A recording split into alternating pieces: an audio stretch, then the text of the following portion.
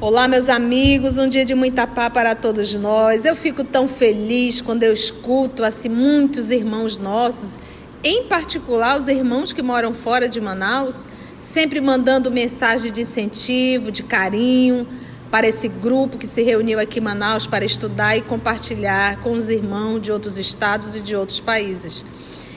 Mas principalmente nós estávamos a comentar, deixe a sua mensagem, deixe o seu comentário, porque isso é muito importante para nós que estamos aqui podermos interagir com vocês, realmente ouvindo, vendo o que vocês sentem, o que vocês estão aprendendo nesses estudos que nós compartilhamos com vocês com todo carinho. E hoje, exatamente, 11 de fevereiro de 2022, e estamos nós reunidos para estudarmos o livro Obras Póstumas, de Allan Kardec. Nós estamos estudando fotografia e telegrafia do pensamento. Iniciamos esse capítulo e vamos agora dar continuidade após a nossa prece de gratidão. Vamos orar?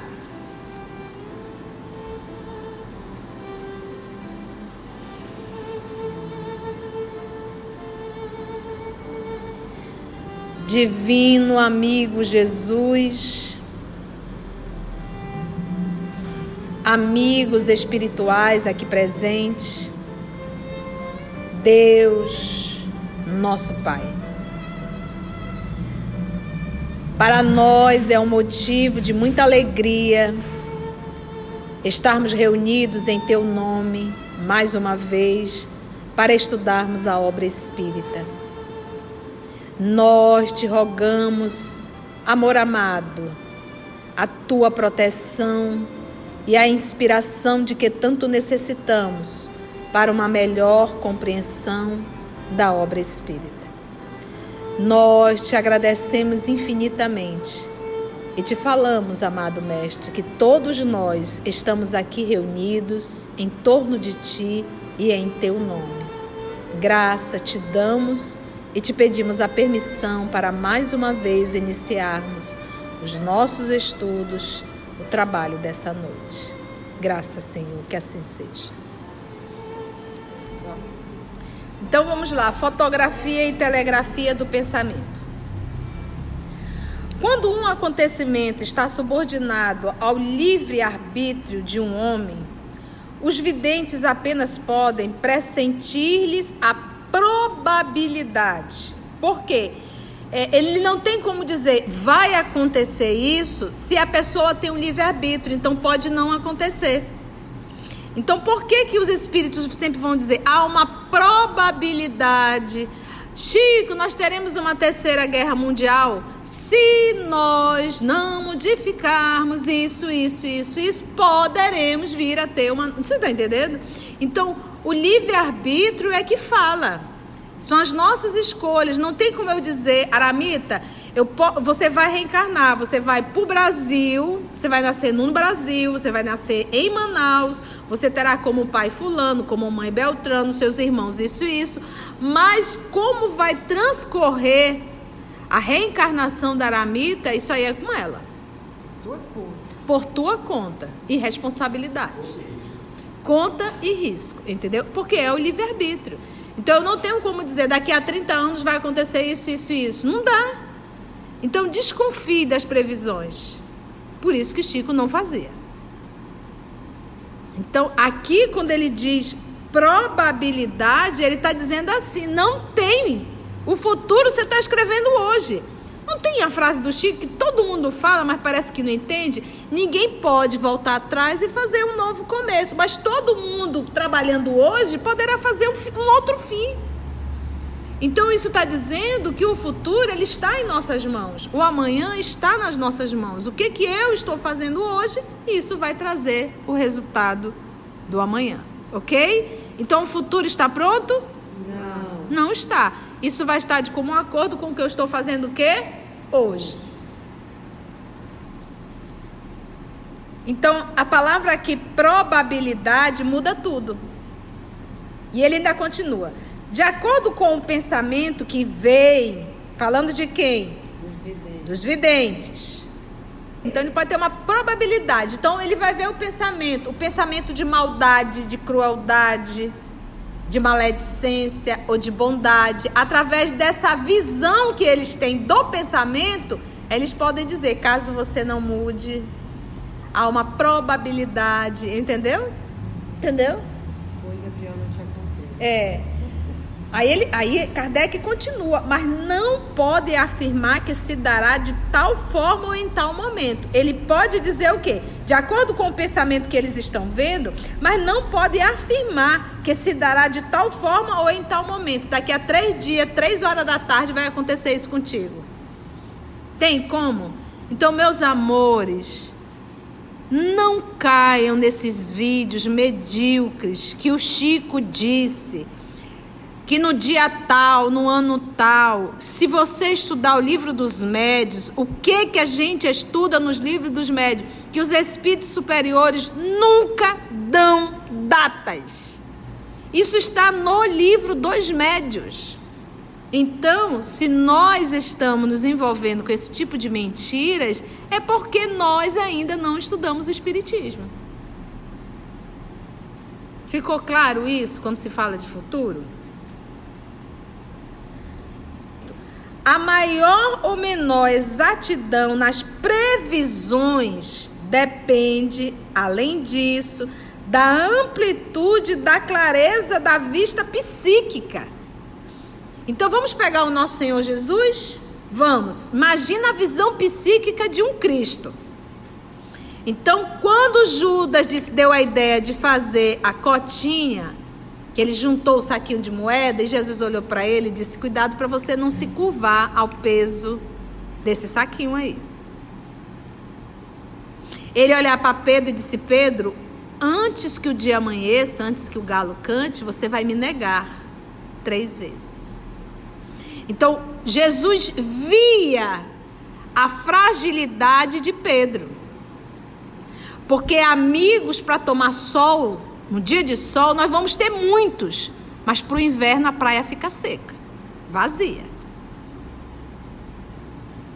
Na hora que você cai ou que você é preso, ninguém fica para ser preso contigo ou para ser apedrejado contigo. Todo mundo vai embora e fica olhando de longe. Entendeu?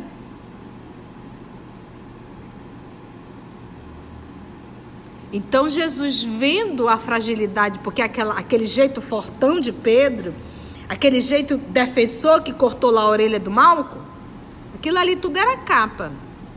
A sombra era de um homem extremamente medroso e frágil. Tanto é que ele negou, porque ele não queria ser preso. Mas ele conseguiu resolver essa mazela naquela encarnação. Ficou claro, gente? Deu pra gente entender? Então, olha. Então, Jesus olhou e disse... Jesus sabia que ia ser preso.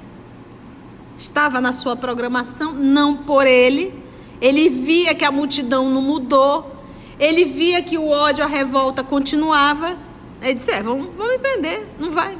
Eu até tentei de todas as formas. Comprovei para A mais B que eu sou um Cristo. E que as lições que eu vi trazer, porque Jesus só veio falar do amor. Jesus nunca disse assim, vamos fazer um motim aqui, vamos lá matar César. Quando ele foi questionado, olha, a moeda, Senhor, nós devemos pagar o tributo? Jesus disse, dá uma moedinha aí dessa. De quem é a imagem que está na moeda? É de César. Então dá a César o que é de César. E a Deus o que é de Deus. Deixando bem claro que ele não estava contra o império. Mas ainda assim, ele foi crucificado.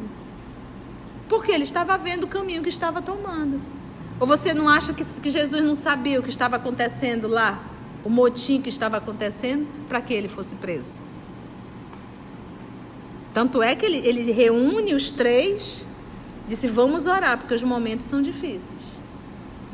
E os 3 dormiram. E momentos depois, Jesus estava sendo preso. Quem trouxe o grupo? O próprio Judas. E ele olha, amigo, a que vieste? Tipo assim, pensa bem no que tu vai fazer. Amigo, a que vieste? E eis que ele dá o beijo, né? Para denunciar o amigo. Então, Jesus falava de um futuro que ele enxergava em cada um.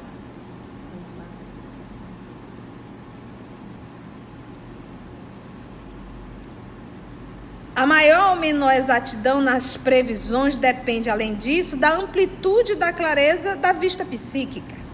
Em alguns indivíduos desencarnados ou encarnados, porque tem espírito desencarnado que vem falar do futuro, não tem?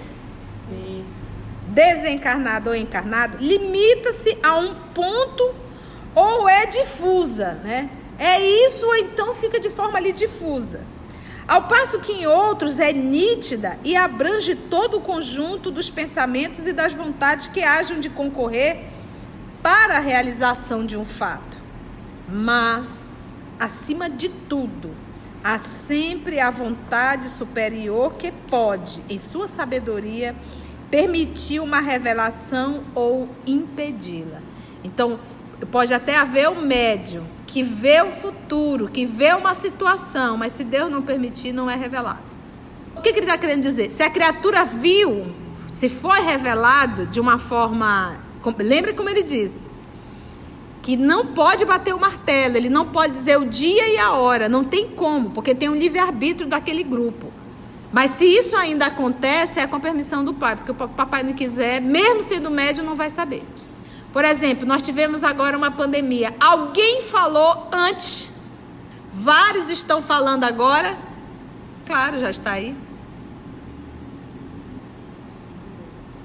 Mas acima de tudo há sempre a vontade superior que pode, em sua sabedoria, permitir uma revelação ou até mesmo impedi-la. Neste último caso de impedir, um véu impenetrável é lançado sobre a mais perspicaz vista psíquica. Tá para ti? Não é para saber, não é para saber. Tem uma observação aqui, que eu não sei se foi ele, mas realmente tem lá. Para ver o capítulo sobre a presciência, lá no livro A Gênese. Capítulo 16. A teoria das criações fluídicas e, por conseguinte, da fotografia do pensamento é uma conquista do moderno espiritismo e pode. Quem assistiu a palestra de ontem foi isso aqui. Só pensamento. Quem está acompanhando em casa foi a palestra feita no canal do Morada Cristã.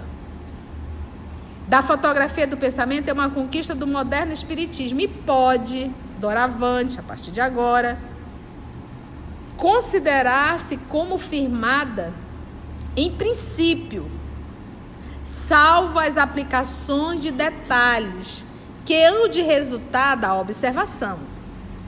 Este fenômeno é, incontestavelmente, a origem das visões fantásticas e desempenha grande papel em certos sonhos. Aí, finalizando aqui, ele diz a teoria das criações fluídicas e, por conseguinte, da fotografia do pensamento. Aquela ação, eu penso, logo eu plasmo. Logo eu atuo sobre esse fluido. A titia já falou bastante nisso. Você entra numa senzala que está desativada aí há séculos e séculos, mas dependendo da condição do médium, ele poderá ver quadros que estão fixados ali dentro. Quadros o quê? Fluídicos. Que aí ele vai chamar de fotografia. Quem na Terra saberia de que maneira se estabeleceram os primeiros meios de comunicação do pensamento? Alguém pode explicar? Como foram inventados, ou melhor, descobertos, visto que nada se inventa, pois que tudo existe em estado latente, cabendo aos homens apenas os meios de pôr em ação as forças que a natureza oferece, É interessante isso. Inventou isso. Ops, inventou não. Porque ninguém inventa nada. A gente só descobre. A química inventa alguma coisa? Não, ela só descobre. A física inventou alguma lei? Não, ela só descobre. É a fala de uma sabedoria enorme de Einstein.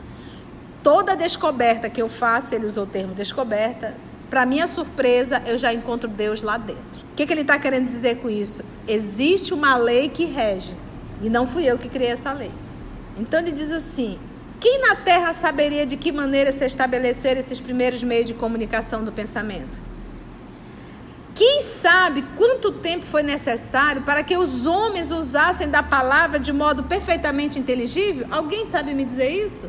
Porque quando começou, eram sons, mas não eram palavras. Por que tantos idiomas?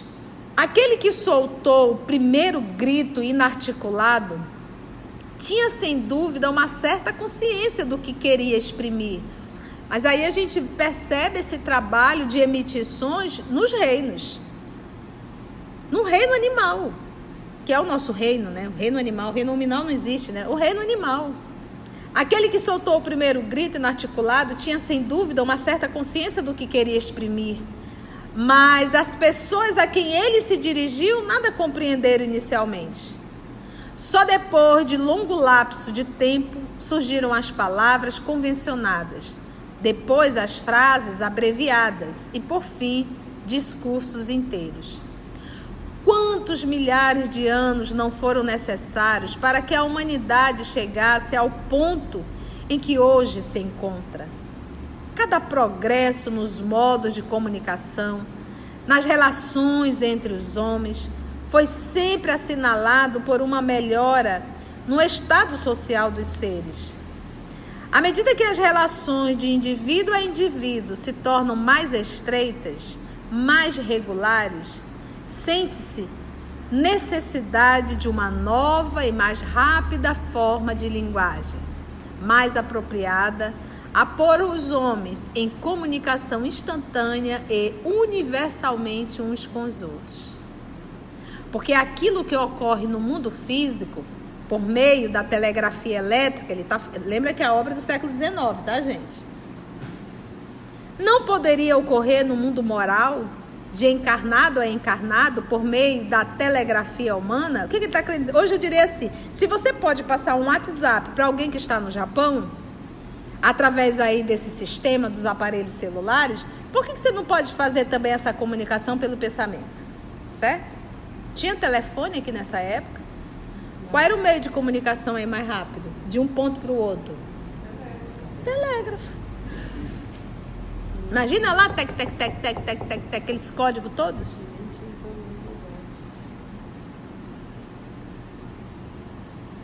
Porque as relações ocultas que ligam, de maneira mais ou menos consciente, os pensamentos dos homens e dos espíritos, por meio da telegrafia espiritual, não se generalizariam entre os homens de modo consciente?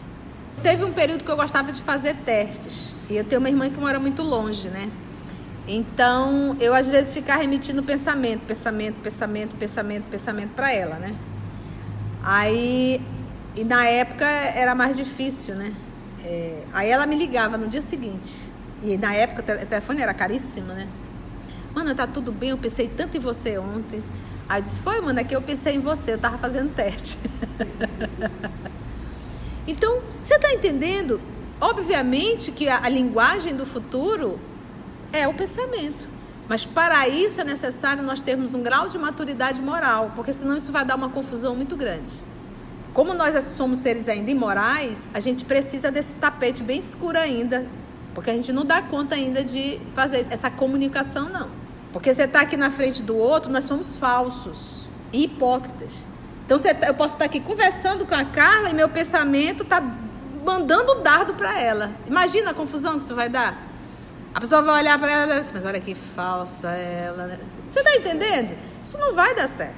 Então, para que nós venhamos realmente a chegar nesse nível, é necessário que nós já sejamos seres moralizados. Nada de hipocrisia. Falta pouco ou falta muito para chegar esse dia? A Lúcia acha, poxa, Conceição, ontem já foi lambada, tu vai continuar isso hoje? Né, Lúcia? Tá vendo? Vez quando eu capto. Às vezes é bom e às vezes é ruim. A telegrafia humana, aí está uma coisa capaz de provocar o riso dos que se negam a admitir o que não caia sob os sentidos materiais. Mas que importam as zombarias dos presunçosos? Kardec só faltou dizer, eu vou dormir na geladeira. Porque isso vai acontecer, isso não depende de você. Você dizer, acredito, não acredito, isso não vai mudar nada. Por mais que negue, não impedirão que as leis naturais sigam seu curso. Nem leis naturais. O que ele está querendo dizer? No futuro, essa é a forma de comunicação. Então, o idioma do futuro, a linguagem do futuro, é o pensamento. Nós não vamos precisar articular palavras. Então, por mais que neguem, não impedirão que as leis naturais sigam o seu curso, nem que se encontrem novas aplicações dessas leis, à medida que a inteligência humana se acha em condição de lhes experimentar os efeitos. Cenas do próximo capítulo. Assim, meus amigos, esse estudo de obras póstumas, ele vem nos trazendo o futuro. O que irá acontecer? Hoje, o que nós devemos fazer? Tia, eu vou começar a fazer teste que nem a senhora. Não faça não. Não faça não. Sabe por quê? Porque hoje eu percebo que ao invés de eu estar fazendo aquilo, eu devia estar estudando mais para fazer o bem. Então, hoje, o que nós temos que fazer é nos tornarmos humanos melhores, diariamente. Então, foco no estudo, foco na conduta moral, porque à medida que nós vamos nos espiritualizando, esse processo ele vai chegando de forma natural. Então, ele não é o meio, ele é o fim. O meio realmente é a nossa reforma moral, o nosso estudo. E a gente vai se espiritualizando. Logo, quanto mais eu me espiritualizo, menos a matéria tem ação sobre a minha condição de espírito que sou. Ok? Então vamos agradecer sempre ao amor de nossa vida, nosso Senhor Jesus, por essa oportunidade, aos amigos espirituais que conduziram o nosso trabalho, a Deus, o nosso Pai, o nosso Criador. E se Deus nos permitir, até o nosso próximo encontro. Os videntes apenas podem pressentir-lhes a probabilidade, que é o livre-arbítrio. Então, eu não tenho como dizer, daqui a 30 anos vai acontecer isso, isso e isso. Não dá. Então, desconfie das previsões. Por isso que Chico não fazia. Então, aqui, quando ele diz probabilidade, ele está dizendo assim, o futuro você está escrevendo hoje.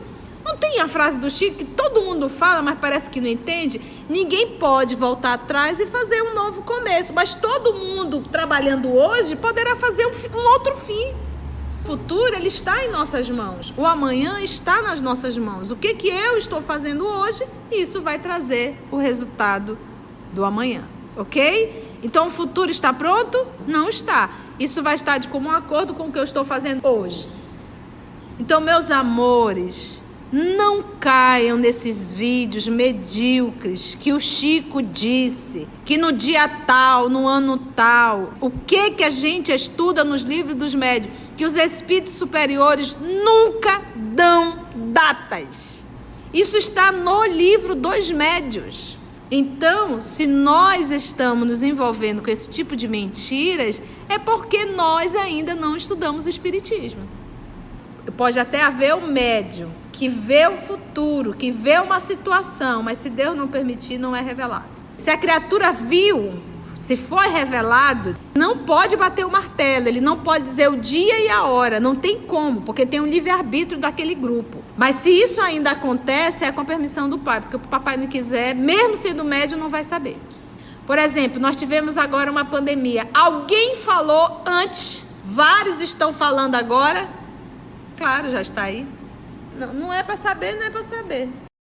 Aquela ação, eu penso, logo eu plasmo. Logo eu atuo sobre esse fluido. A titia já falou bastante nisso.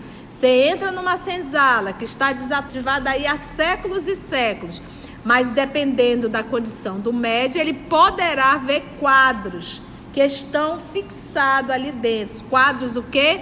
Fluídicos. Que aí ele vai chamar de fotografia.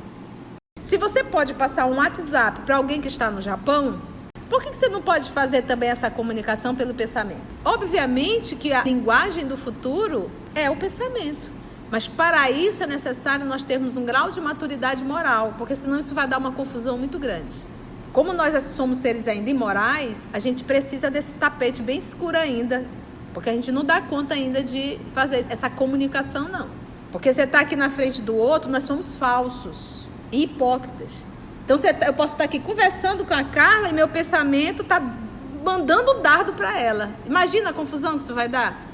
Então, para que nós venhamos realmente a chegar nesse nível, é necessário que nós já sejamos seres moralizados. Nada de hipocrisia. Então, o idioma do futuro, a linguagem do futuro, é o pensamento. Nós não vamos precisar articular palavras. Assim, meus amigos, esse estudo de obras póstumas, ele vem nos trazendo o futuro. Então, hoje, o que nós temos que fazer é nos tornarmos humanos melhores, diariamente. Então, foco no estudo, foco na conduta moral, porque à medida que nós vamos nos espiritualizando, esse processo ele vai chegando de forma natural. Então, ele não é o meio, ele é o fim.